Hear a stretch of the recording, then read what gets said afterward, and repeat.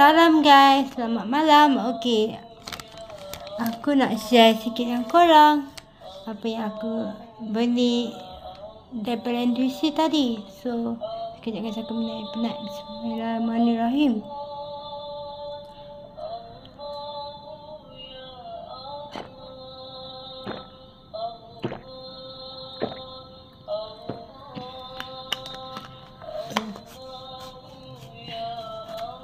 Okey, aku ada beli roti yang aku nak share korang. Roti pada Kroro.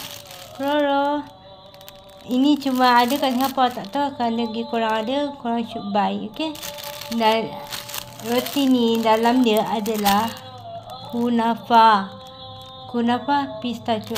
Dan aku juga tadi ada beli biskut Lebin mini, choco mini. Okay, Lebin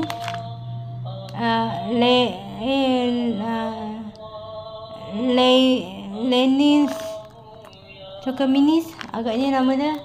Dan korang tak perlu risau sebab dia ada tanda halal. So aku beli. Dan aku juga ada beli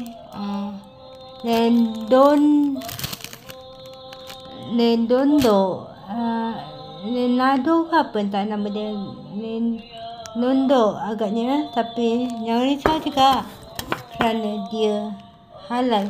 Tapi ini dua aku tak akan makan pada hari ni. So aku nak makan yang aku suka lah.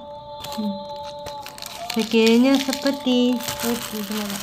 So jangan lupa korang subscribe, share dan tolonglah tekan notification untuk korang boleh dapat banyak video daripada aku. Okey, aku ni, korang daripada negeri mana, korang komen kat bawah. Aku daripada Singapura dan aku nak buat YouTube channel. So jangan lupa subscribe. Aku newbie kat sini. Hello. So kita akan makan coklat dia.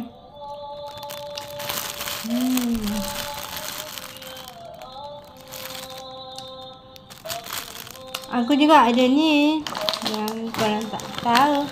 Siapa suka jajan seperti gini? Super ring zaman kanak-kanak dulu.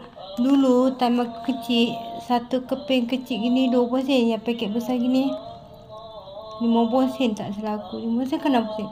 But now 90 sen. Tapi salah, bukan sen dah RM1 lah.